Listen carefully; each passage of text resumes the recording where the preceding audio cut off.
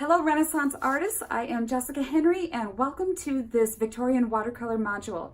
This is the first lesson in our years 2 of the Renaissance Academy of Victorian Watercolor. So I'm really excited today to introduce you to painting a Victorian cottage in Victorian watercolor. So we are going to paint this painting step by step. I will show you the process and I hope you enjoy it.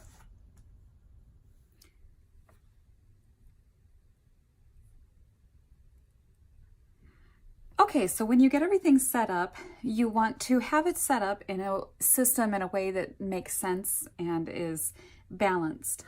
So I have my regular colors that I've used before, and I'm going to wake up all the pans. I may not use them all, but I'll get them all ready in case I do. And it's not too big of a deal. You just put a little water on each one, and it just sort of wakes up the dried pigment. Just a little dab of water. I don't bother with white. All right, so plan of attack. I always start with the lightest area and I work my way to the darkest area. So in this case, it would be the background, and I'm going to begin with sort of a light cream color for the background, cover the whole thing. There are just a few spots that I'll be keeping white, and that's just very small, and I can just pick those out with a little bit of a scrubbing brush. This is sort of an eraser, and I will use this just to lift some wet paint off the paper while I'm working. Okay, so that should be enough to cover our square. So I'm going to start at the top, just using this large mop. You can use a sable or whatever. I just happen to have this one because I like it for larger washes. That might be a little bit more yellow than I want in this, so I cleaned my brush out, and without wiping it off on the paper towel, just going back right into there and dragging that wash down. Now, to familiarize yourself with more of these phrases that I'm using, please be sure to review the lessons from the Year 1 module of Victorian watercolor, and then you'll be much more familiar with the topics and the things that I'm discussing here. So I just want a little bit of these areas a little bit lighter, so I cleaned my brush off and wiped it a little bit on the paper towel, and now that kind of rubs out that area. Get that little crumb off there. And you dry your brush off, and you can just drag it along that wet puddle at the bottom. Now, the few places where I want to lift out some of the paint, I'm just going to get my eraser brush wet. And I'll just rub that on there ever so lightly. I don't want to damage the surface of the paper by rubbing too hard, but just a little right in those passages to let that have a little bit of a lightness. Keep going at it because the surrounding pigment may want to fill in that gap, so you may have to return to that area just a few times to lift that up.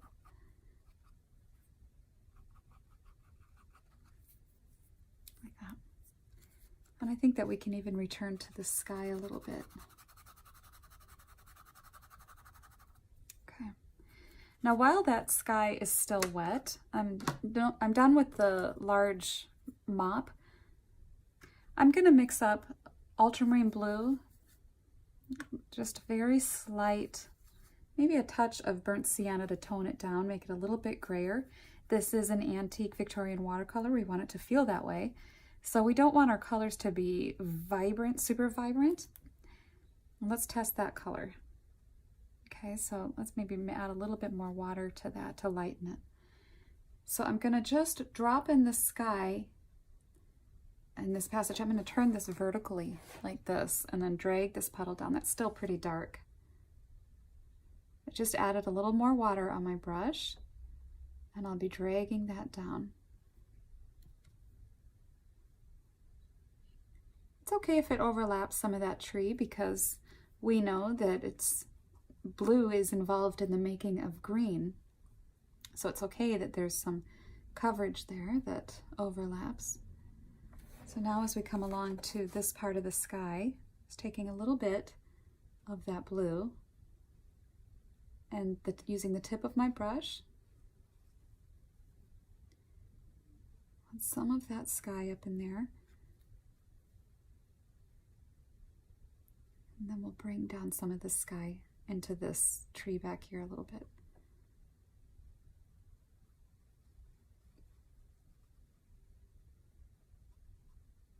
We always work from the background and the lightest light of a watercolor and bring it forward. And then so we'll let that dry. And while that's drying, I can analyze the picture and see what would be coming next. And I'll soften some of these transitions where they're overlapping into this tree and this tree. I'll think about some of the flowers and things as I'm working my way forward. In some places, you may just want to let things dry. I know that I'm done painting the front of the house. Within reason, there's a few, there's flowers and things that I'll add, but that doesn't need any more attention. And so I want to maybe work on maybe some of these distant hills and trees back in there. So using the blue that I already have, I'll add just a touch of, well, let's use yellow ochre. Let's see what color that is. Very distant. My paper is propped up on some items underneath it just to give it a little bit of lift. So these are just smaller and smaller washes. This whole study is going to be dealing with a very small wash. So I just took some of that yellow without cleaning my brush off to get that distant bush and hills and trees back in there. And I can just go right into some of that blue to get some of the colors back in there. And you can take a little bit of alizarin crimson, that's a pretty color, to add to some of these. We'll be playing with a lot of this broken color idea in this painting. And to really successfully work a broken color, you need to have different puddles ready for you just to reach into and grab at any time in the process of doing a wash. So I'm working on this wash back in here, and we'll just take a little bit of the three different colors that I have. So I have some yellow here that I'm grabbing, some blue that I'm grabbing. That's a little too dark, so we'll lighten that a little. Maybe a little bit darker down in here. Let's get a little more of this alizarin.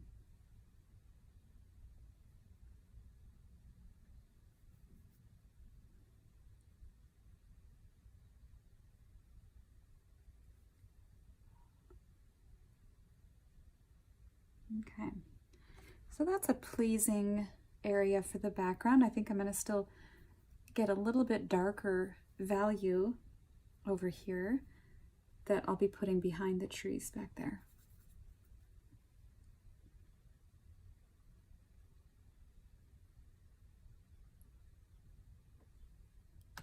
Now I'm keeping clear of areas where I want a brighter light.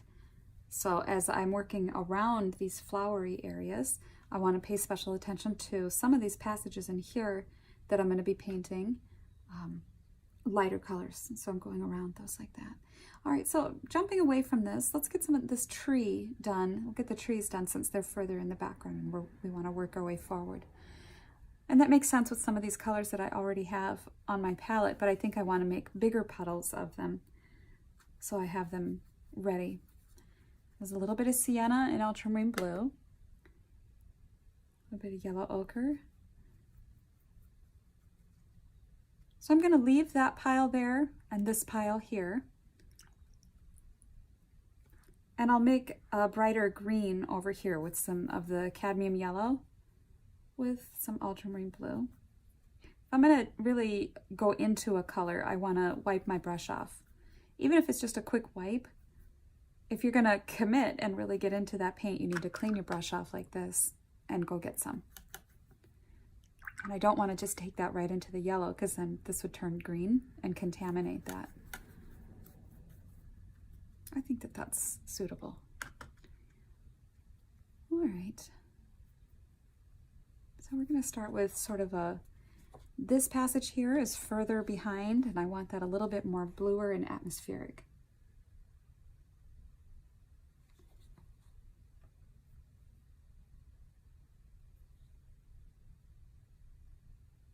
It's pretty dark, so I'm just wiping my brush off to kind of clean that and use a little bit more of my brush to move that puddle so it's not so dark. And I'm leaving some gaps for the sky holes to peek through. And I like that shade of blue. It's very cool and in the background. Sort of a non-aggressive. Let's grab some green as we're coming around the front.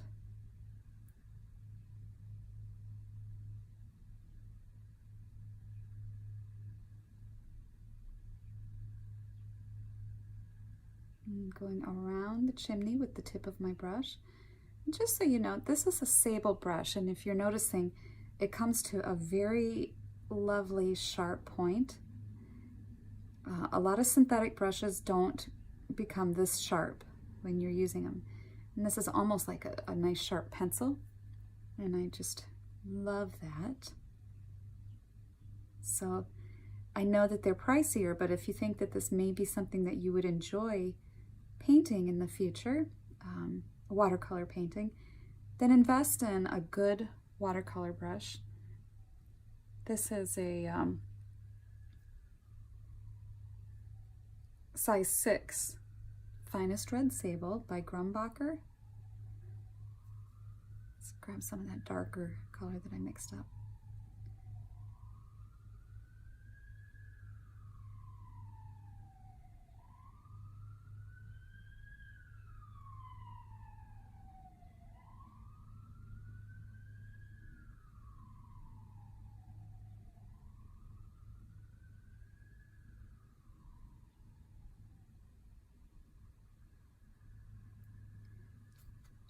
I'm going to grab just a little bit of the blue as some of this tree is kind of fading into the background. I want those faraway leaves to feel more atmospheric, so a little bit of blue will help with that.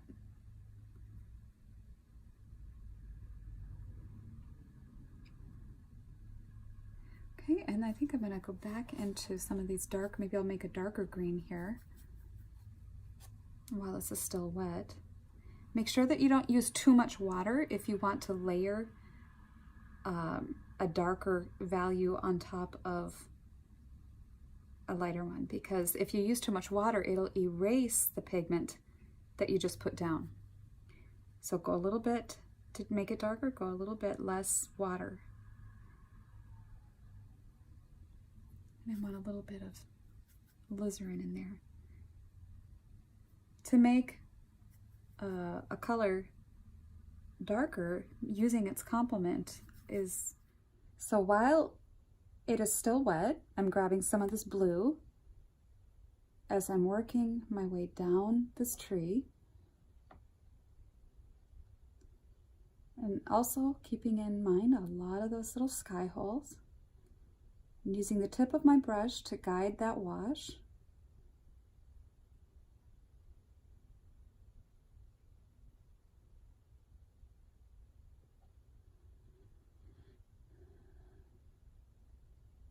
I'll grab some yellow here.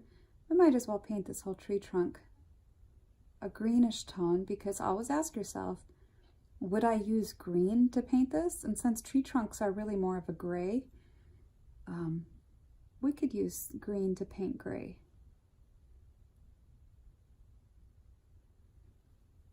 Let's just take some of this yellow, as the light might be hitting it stronger at the bottom of this tree trunk where it swells.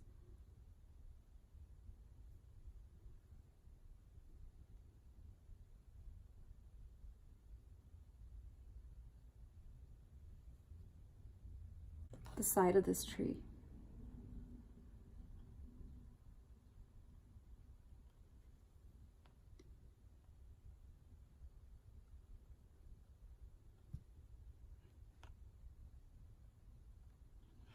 very controlled like that. And I think in this background, before we get much further, I just want to put another layer of alizarin crimson in some of this.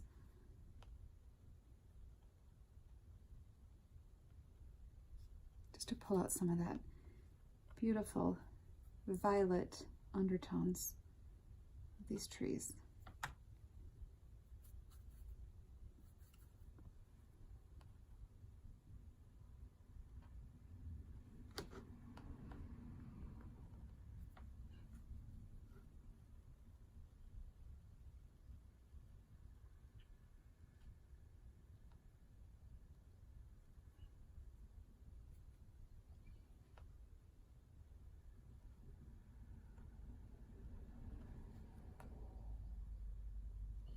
Okay, and I think I'm going to make the foliage of this tree a little bit brighter, just a little. And still probably a little bit slightly damp. So while it'll still blend a little, pulling in some of that darker. And not filling it all in, but letting some varying shades of the blues and grays and sky holes peek through.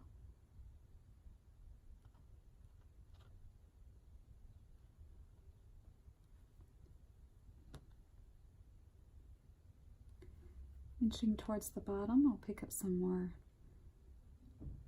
violet undertones.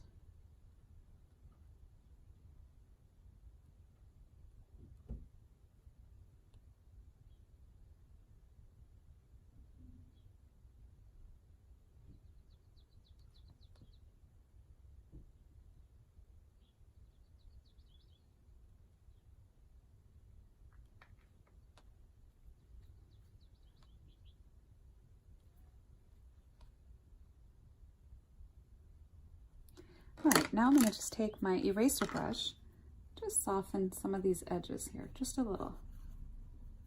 You can just gently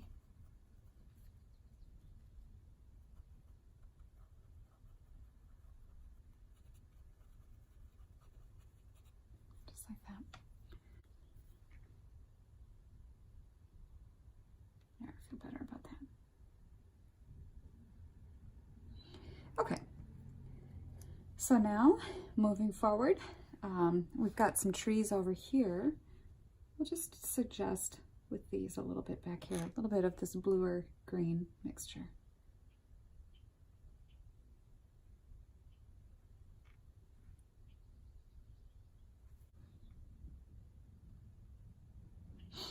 Okay.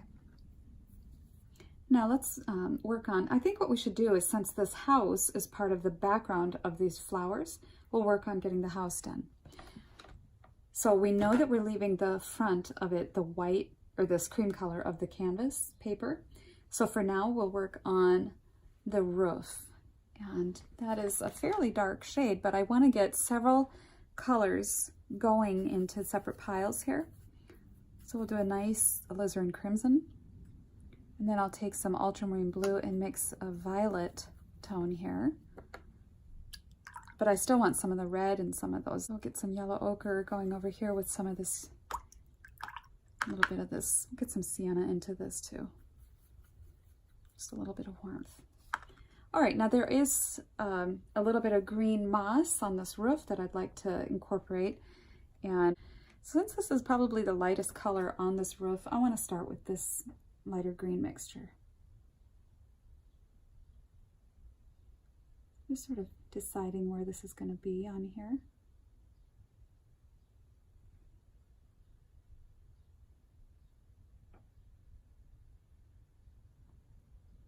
Just about like that. And then I'll just take some of this cream color that's a little bit darker, a little sienna in it. This is going to be our base for the roof color.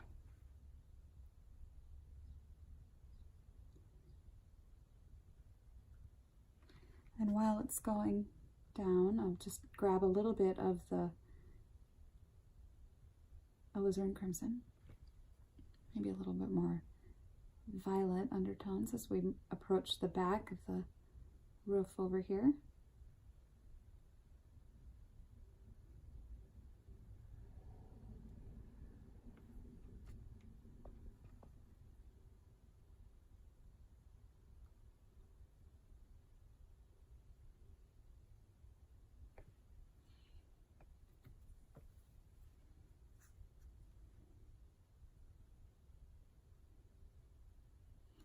Make sure to leave some of these areas where the foliage is coming through.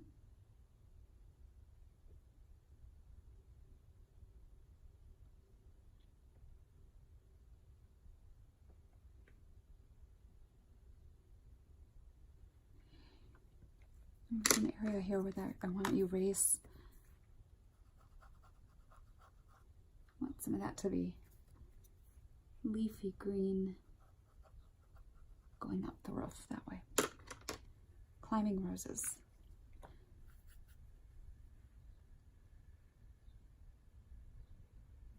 Now, with that first layer done, I'm going to build up some of these layers on top.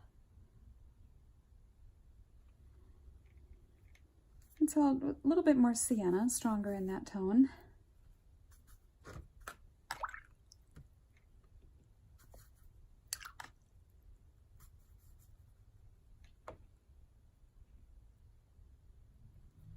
Maybe a little bit more.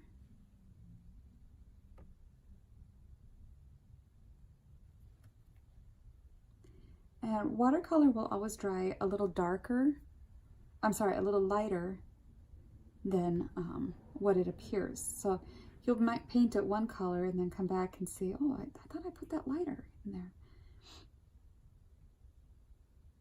I mean darker.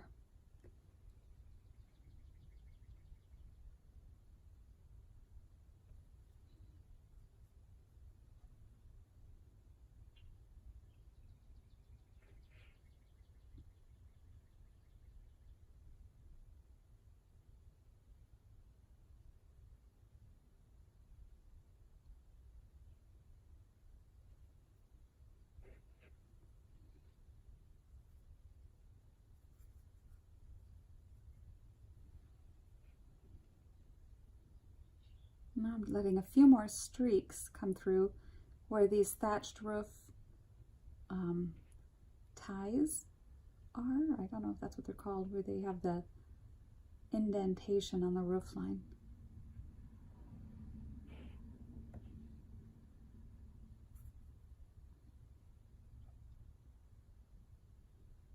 A bit darker value under this awning, if that's what that is.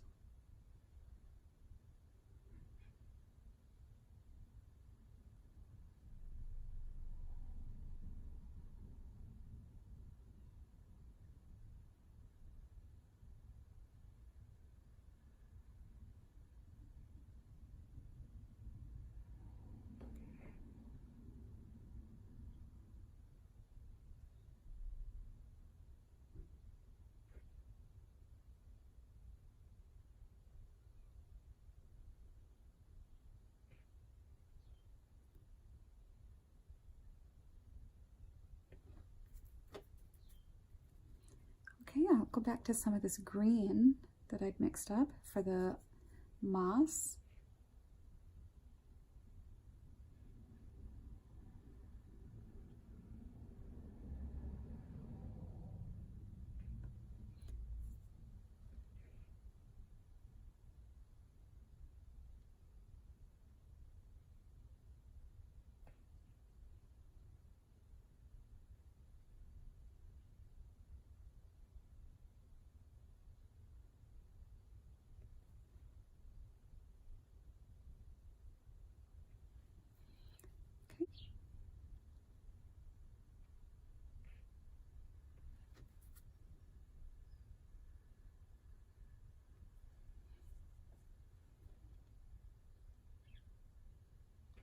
I'm going to let that area just do a lot to dry, and then I'll come back through later and give it a little bit more detail with my brush to pull out some more of those details of the roof.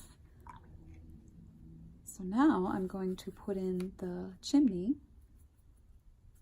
I'll take a little bit of the cadmium red, just right here.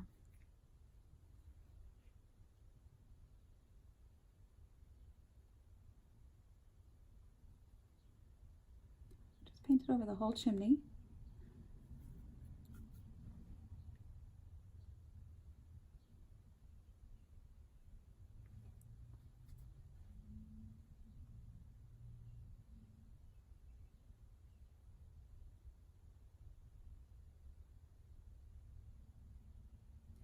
And I can grab some of this more shadowy violet for the shadowed side of this chimney.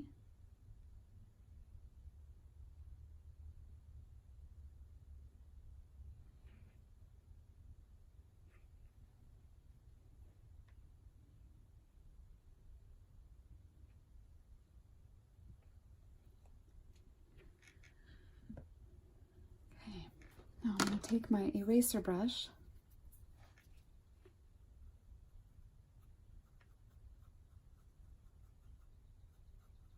and just clean up that edge where it might have had a little leakage into that tree. Okay, now I'm going to paint the shadowed side of the building over here. We're going to start out with a little bit of this violet. Just paint it over the whole passage in here. Maybe a little more blue than that.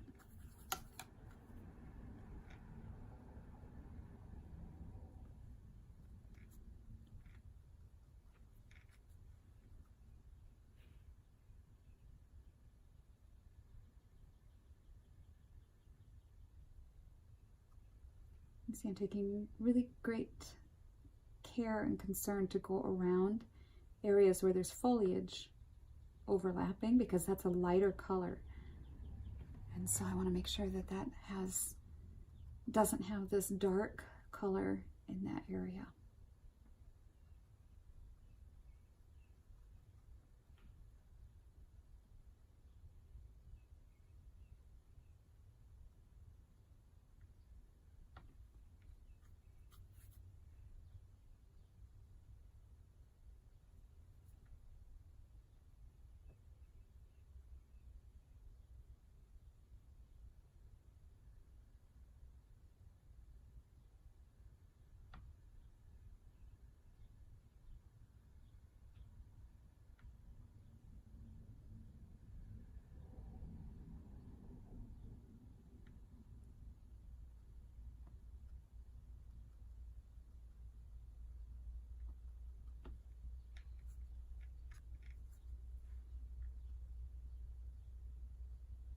But you can see how by having the puddles mixed and ready, I can just go right into a new color and start applying that where it seems appropriate as I work my wash down and down and down the page.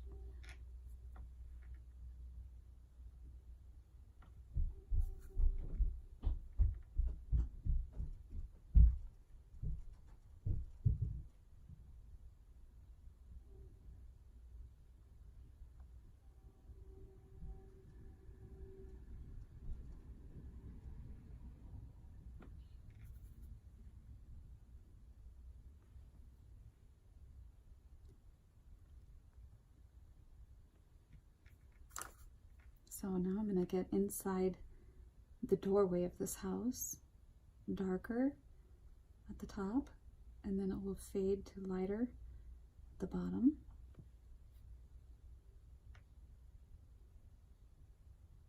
And I can come back over that with a little bit more intense color.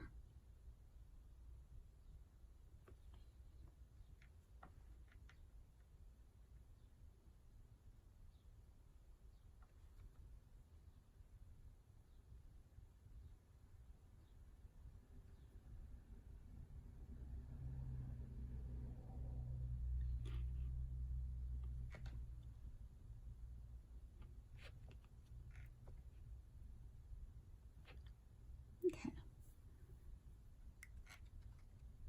All right, so now I'll just go over the boards here, just a slight suggested of this timber frame design.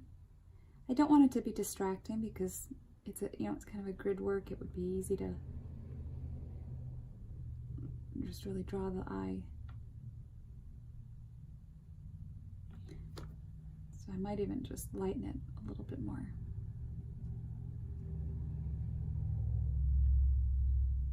I'll take my blending brush and soften it.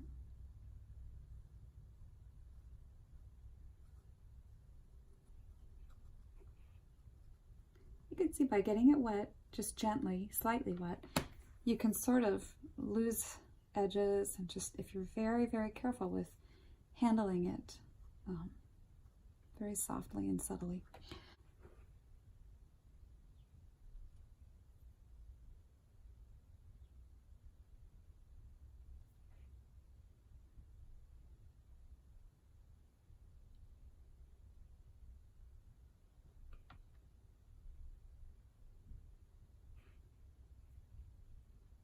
One thing I don't want to do is to make this too linear. So if my lines look too liney, I'll have to soften them. So I want to keep it very painterly, more like a painting. I'm not going to ink this picture because I really just want it to feel very much like a watercolor, very Victorian watercolor.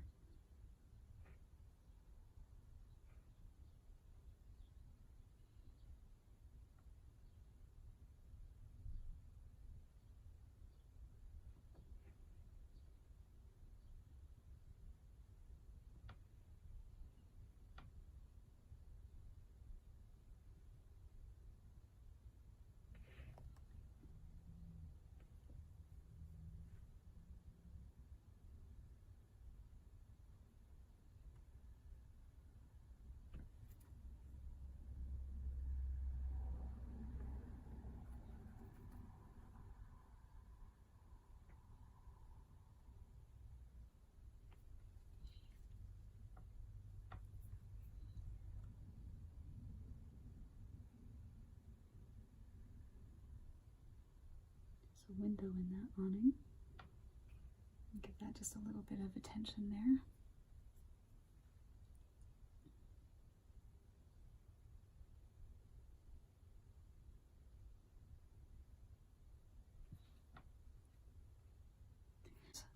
What do I have? Yeah, that should be fine. All right, so I'll start over here. And I may even just want to leave some of these spots at the top of these clusterings of leaves open, just for some of that cream colored sunlight in there.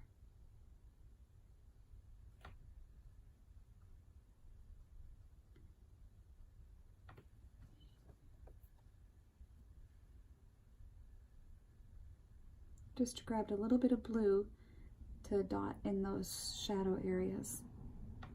Rinse the brush off, more sunlight green. Paying very careful attention to where I want the flowers in here. Putting green around those areas.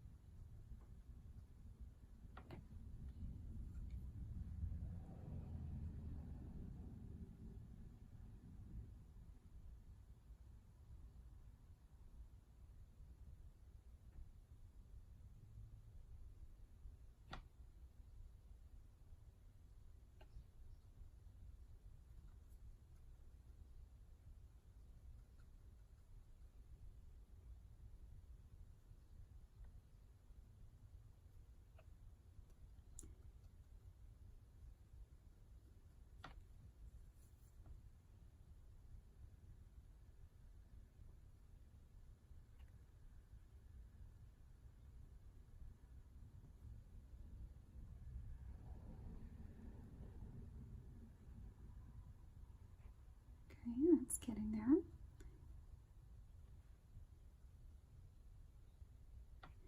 Okay, so that is sufficient for the first pass for these these greens on this side. I'll come back through with varying shades of green, but for now that's fine. And then up the roof, all these climbing flowers and roses.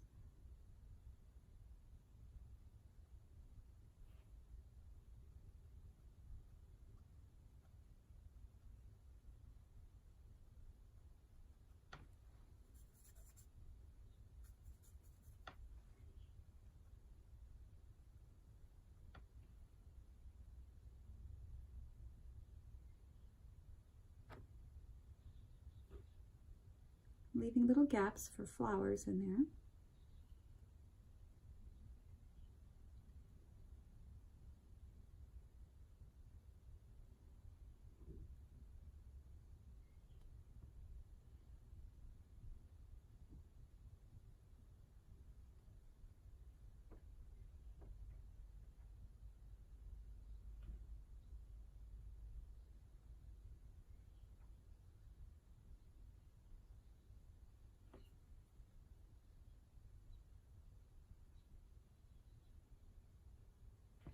You almost connect to this rose bush, climbing roses over here.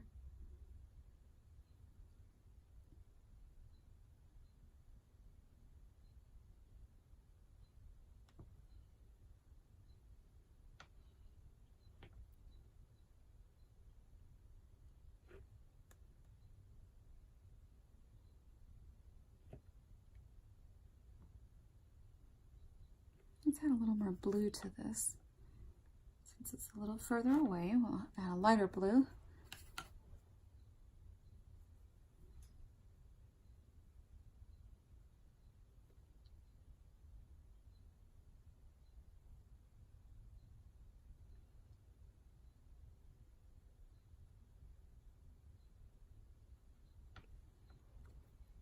I'll go with a sunnier green on the top of this arbor, leaving spots for flowers.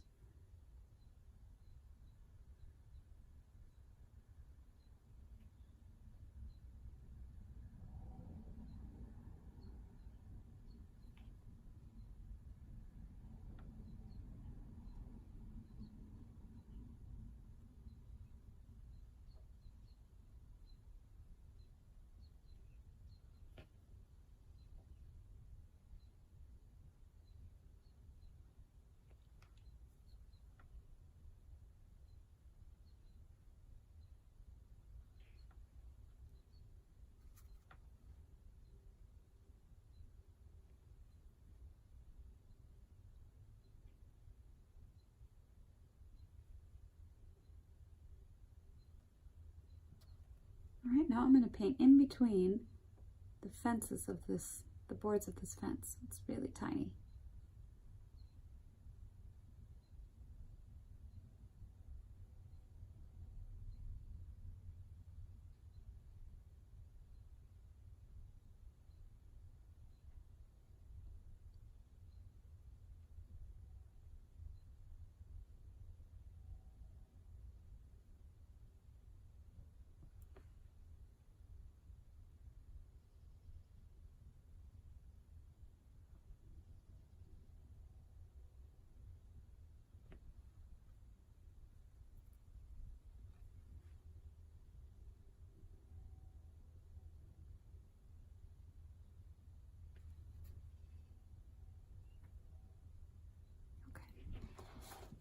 All right, I'm looking forward to adding color when I get there. All right, so we'll paint this window in here, and I want this dark where the window is.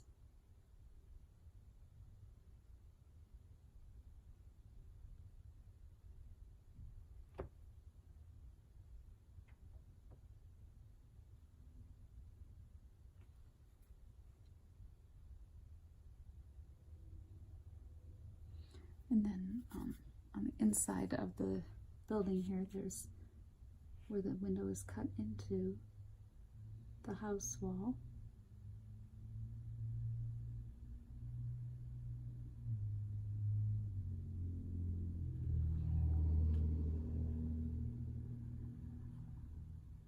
Okay, we have the same thing over here.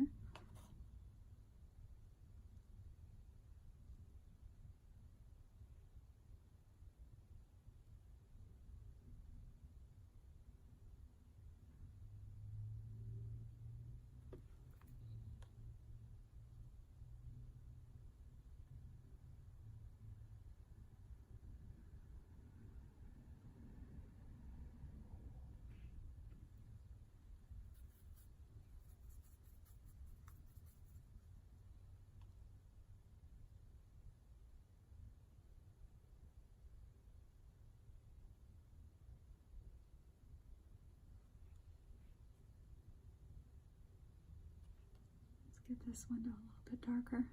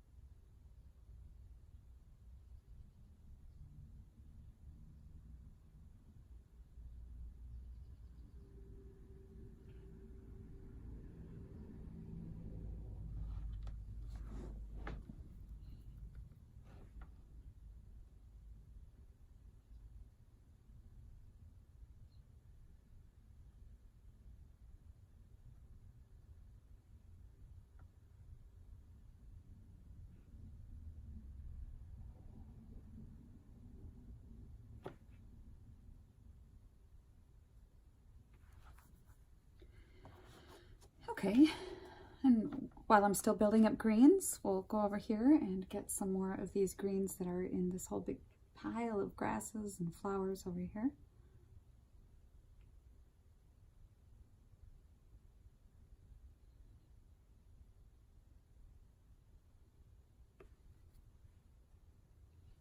I'm going to switch right over to this purple here and get some of this beautiful, I'm assuming it's lavender. Maybe there's lavender in here.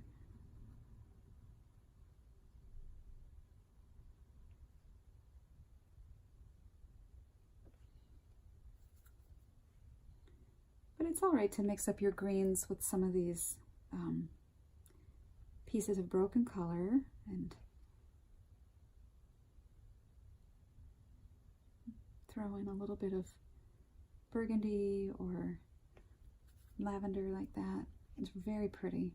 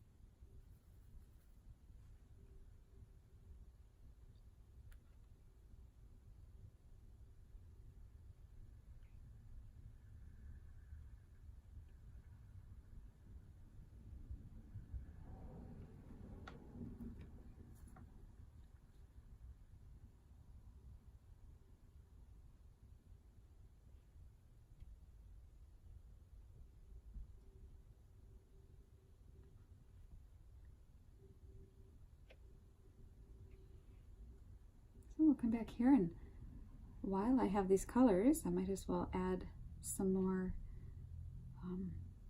to the layerings of these greens over here. Letting some of that original green show through.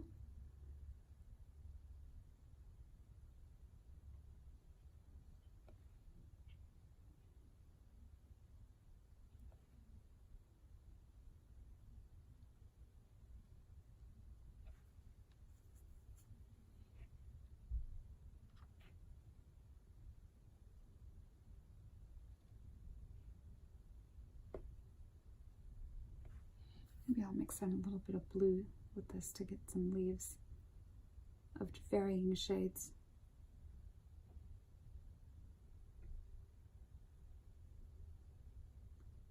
On to the top of these, I'll be painting the flowers. Then I can come back through once the flowers are in place and just touch up some of my greens a little bit more.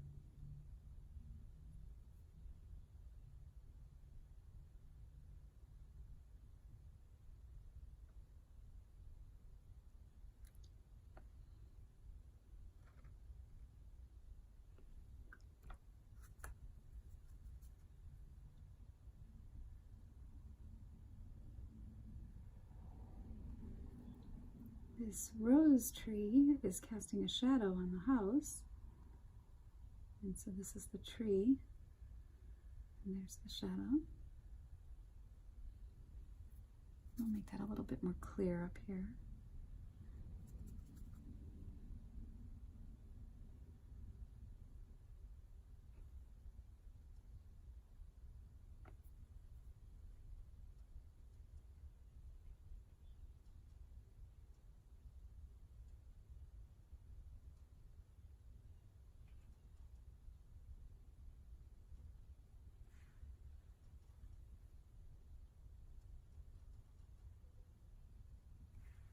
I make some pretty varying shades that you don't have.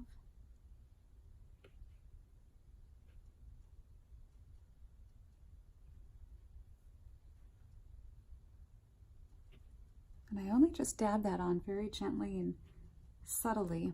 I think we'll use that on some of this ivy up here, or the moss.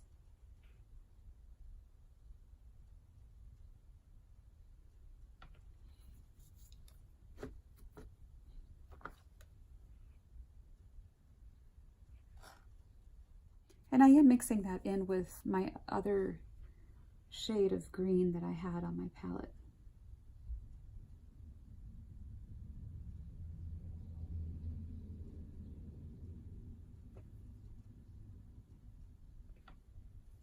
So you don't want to just use it everywhere because it's pretty. You have to be selective about using some of these brighter, more vibrant colors. And that sap green straight out of the tube is going to be more vibrant than the green from mixing yellow ochre and ultramarine blue, or cadmium yellow and ultramarine blue.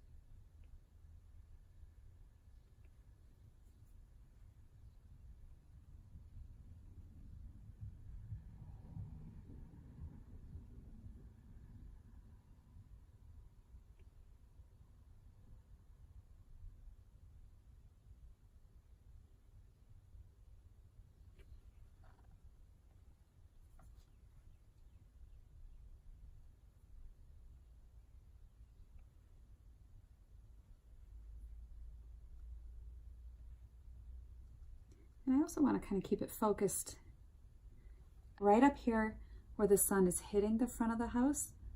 I'm going to use some of that really sun-drenched, very light viridian green with some sap green to get that look of the sun really hitting this part.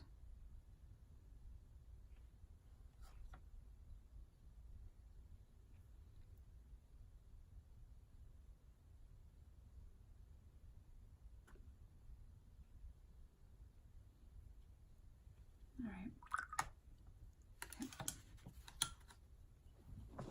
All right, now I'm going to get the little pathway here. And since I have this sienna mixture, I'll start out with this. Back here, where the sun is brightest, I want that to be lightest too.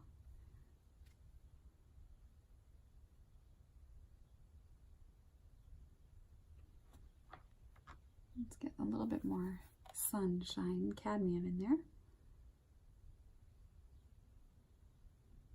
Now I haven't painted the shadow that's on this pathway yet, so I'll get to that here soon. As this path starts to come towards us, I want a little bit more warmth.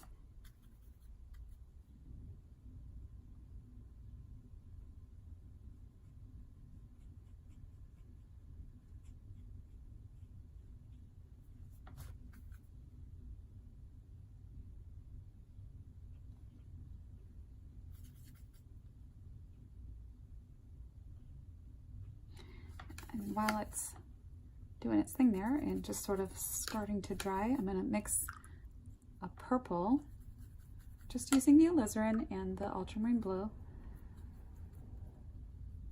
and gently putting this in under the foliage here and letting some of it gently mix with the, if the color that I used for the road is too wet, it'll mix too much. So you have to sort of gauge if it's dry enough to let some of it blend gently, or should you wait a little bit and add some? You can always decide that. So I just want a little bit of a blending, and then I'll paint over that a little bit darker here in a few minutes.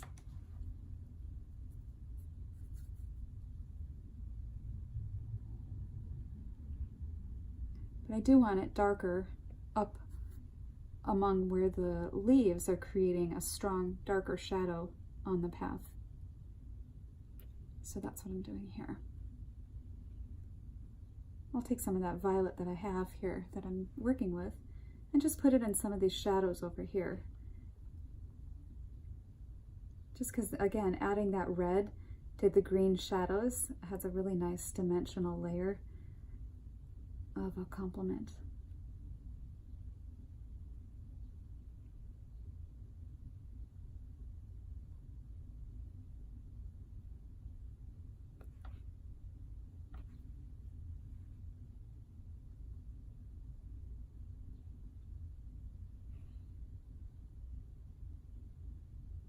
Some places over here where it's much darker, where the leaves are very dark and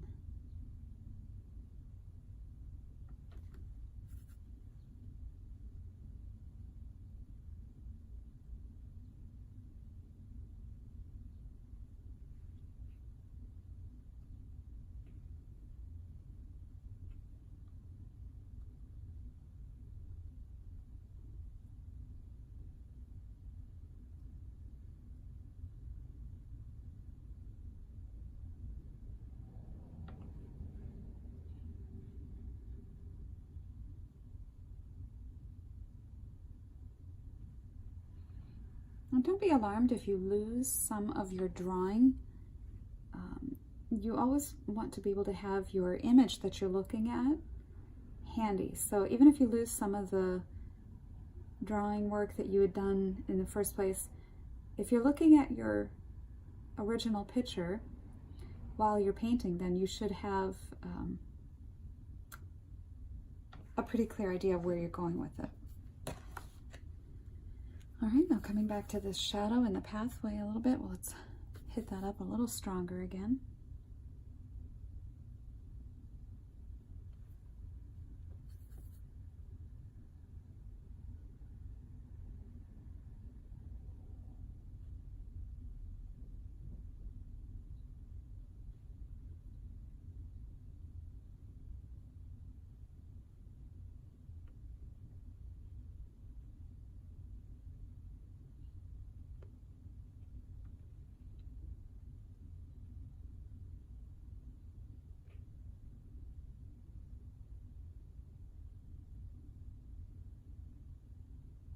I'm giving a little bit of textural interest and information in there.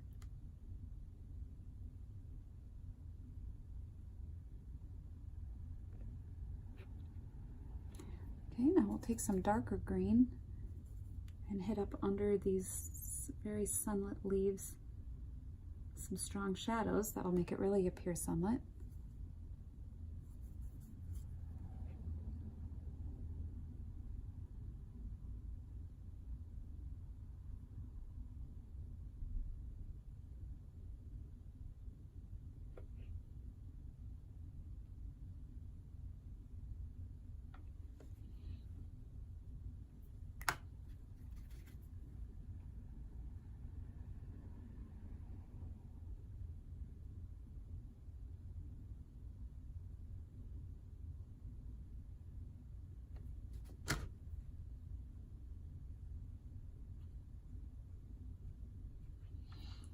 Okay, flower time.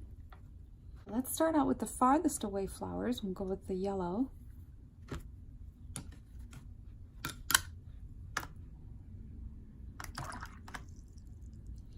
Cadmium yellow light. If you have it, that's just a regular sunshiny yellow. So we're going to pop this on in a few places.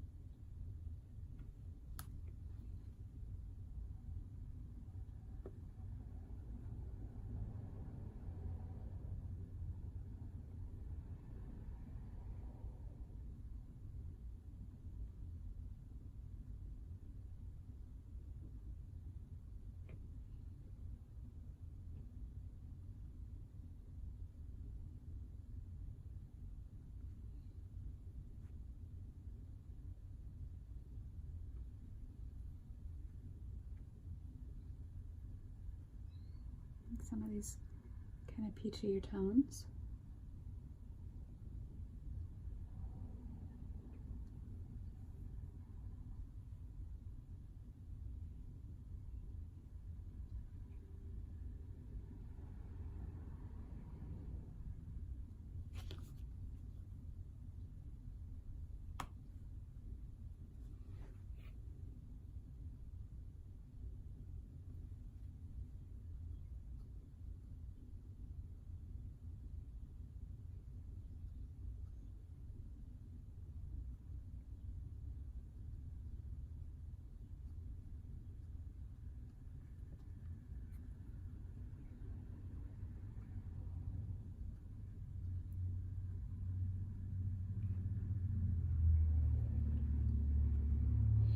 Okay, we'll get some pink flowers going. So we'll make a couple different shades of pink. We'll do, actually I want to clean this up.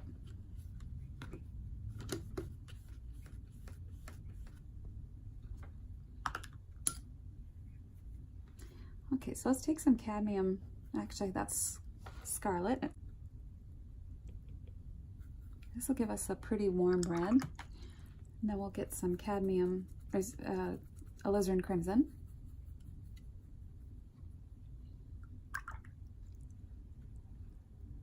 And that should be all right there. Different values of it. Some of it is dark and some will be light. So I'll start with sort of a lighter tone. Let's just mix two of these right here. Just get a nice balanced pink. Now, if I just do these little dabs, they'll dry really bright, little tiny puddles of water. So I want to dry my brush off and dab some of those and not let them be very bright. So be careful as you're dabbing that you come back and wipe up those puddles if you don't want them that bright.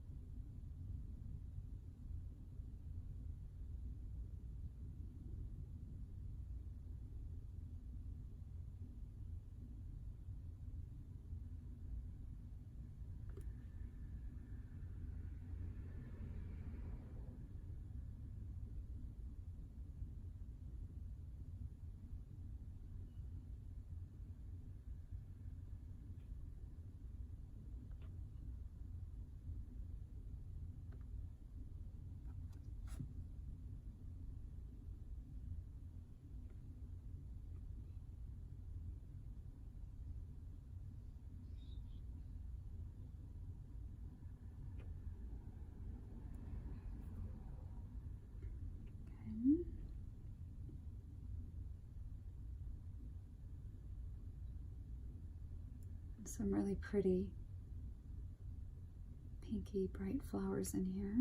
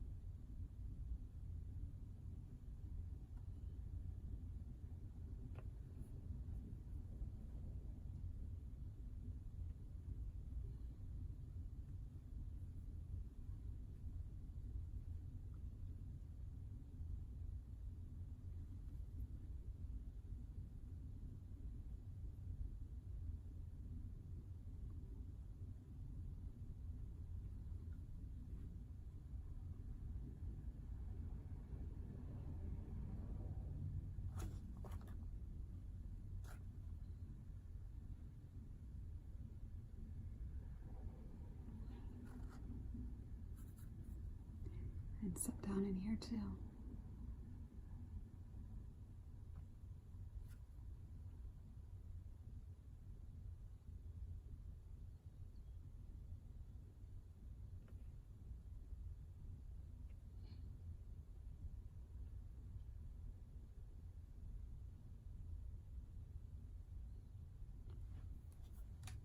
Okay, I'm coming over here. There's some beautiful hollyhocks.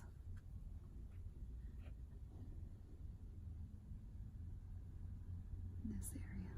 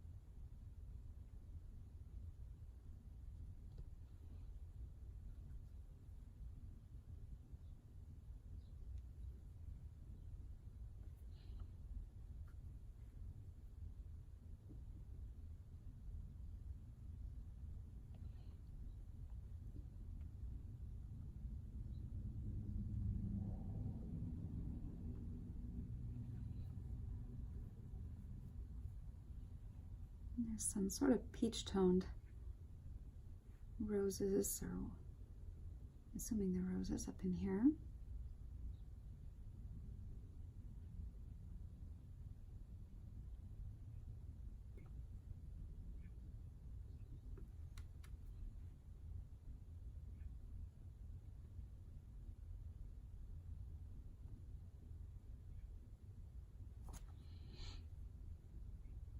These hollyhocks, I want a nice dark red, a little bit of sienna blue.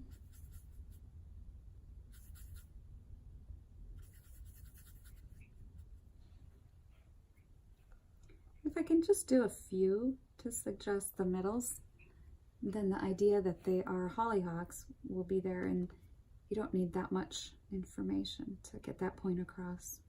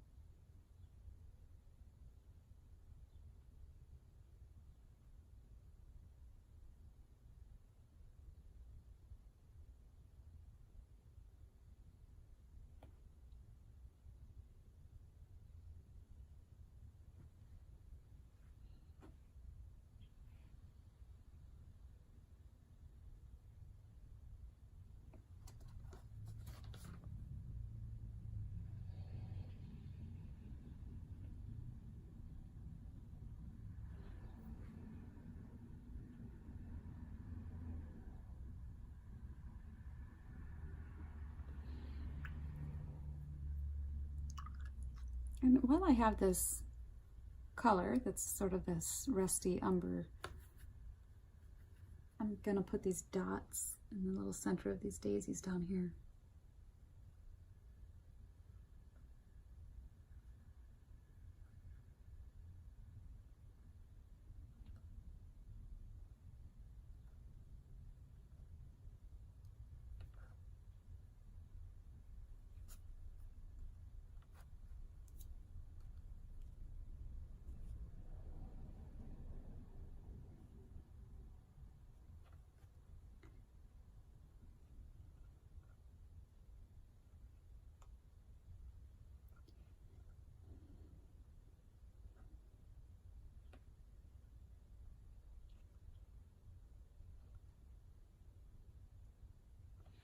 Okay, so I'm going to take a little green here and just kind of clean up around some of these flowers a little.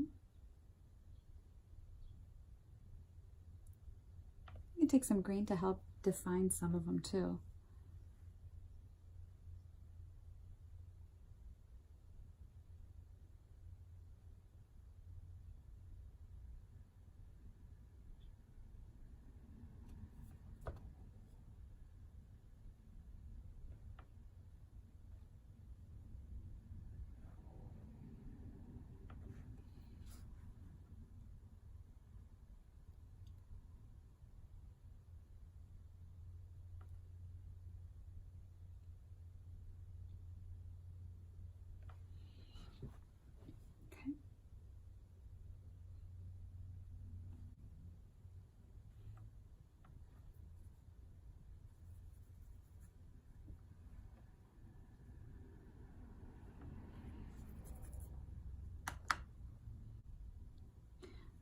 I'm putting a little bit of blue in here just to give it some interest, and then I'll be adding, so I'm not sure what these spiky flowers are over here, but let's make this a little lighter. We'll paint them in because it adds variety.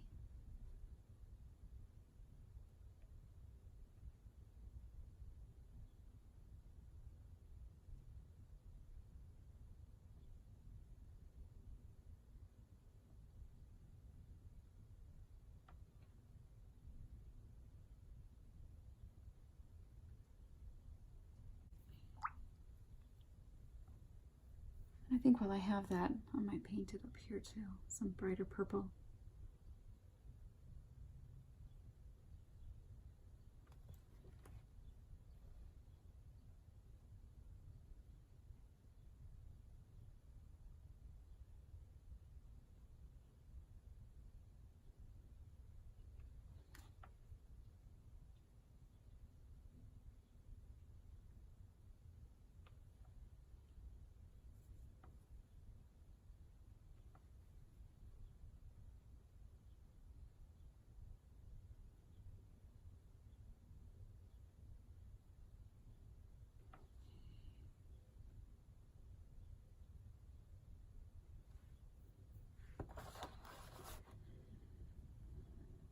Let's get some of that purple in this trellis too.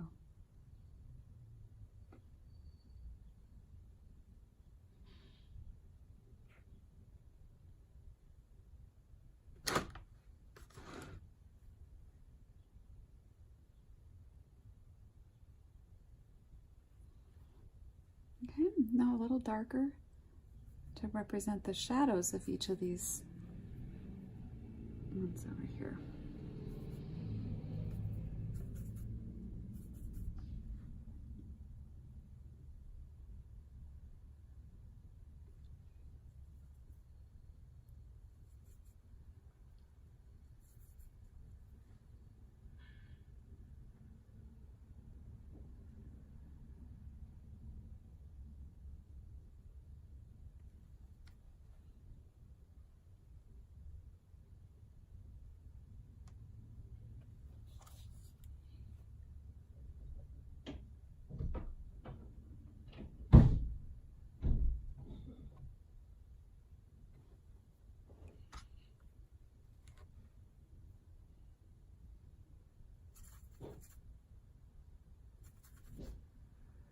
Okay, so we'll just jump right into this and make this a little bit darker. We'll make a darker green,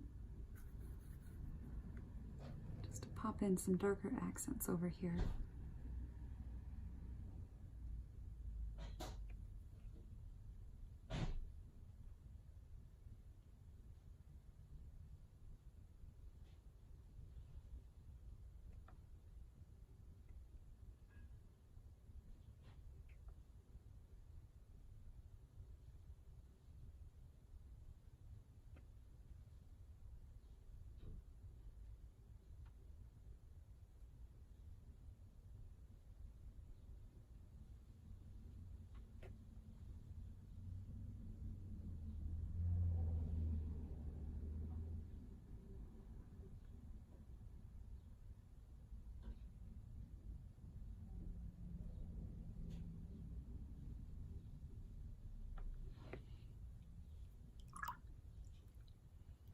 Okay, now any last minute details and things, informations I think that it may need, now would be the time to do it. And so I think what I need is a little bit of roof separation from the thatched roof line in the shadow area here. So I'm just going to mix up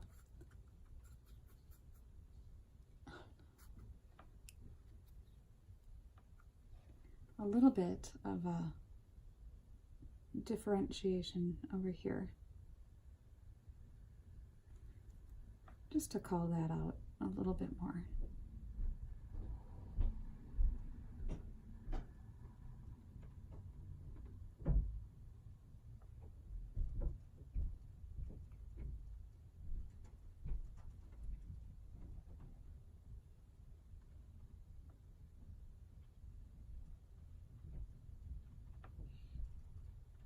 Okay, maybe a little bit darker green on these leaves in here.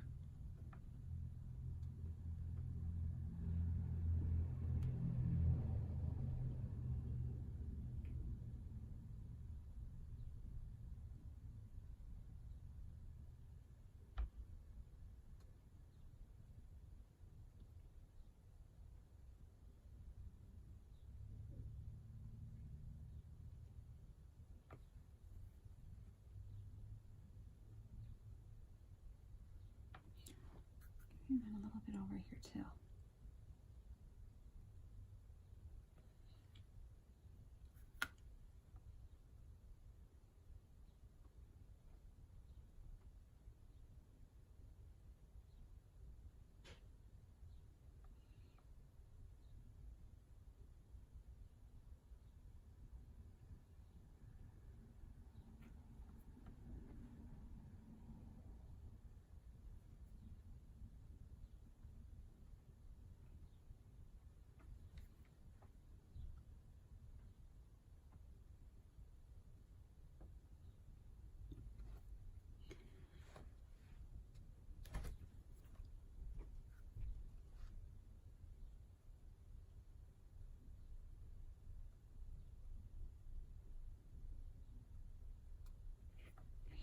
sort of this eraser brush and just pull out a few highlights where I felt that it needed a little bit of a lifting.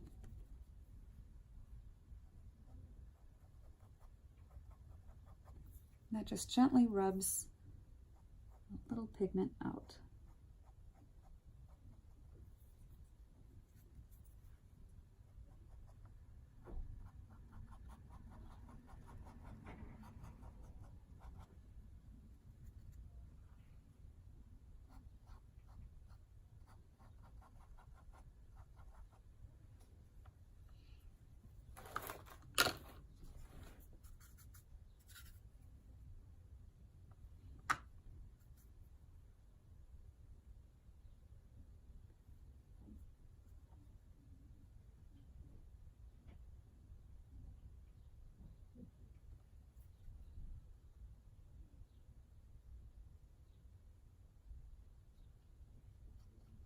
A bit darker there.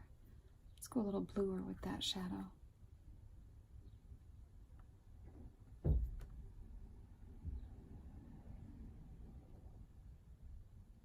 Okay.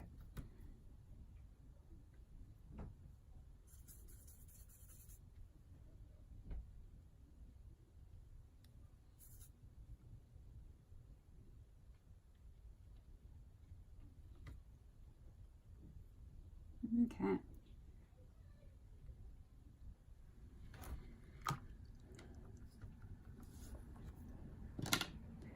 So if there's any places that you feel need a little bit stronger highlight pulled out, you can use a smaller brush and try to erase some of that a little bit more.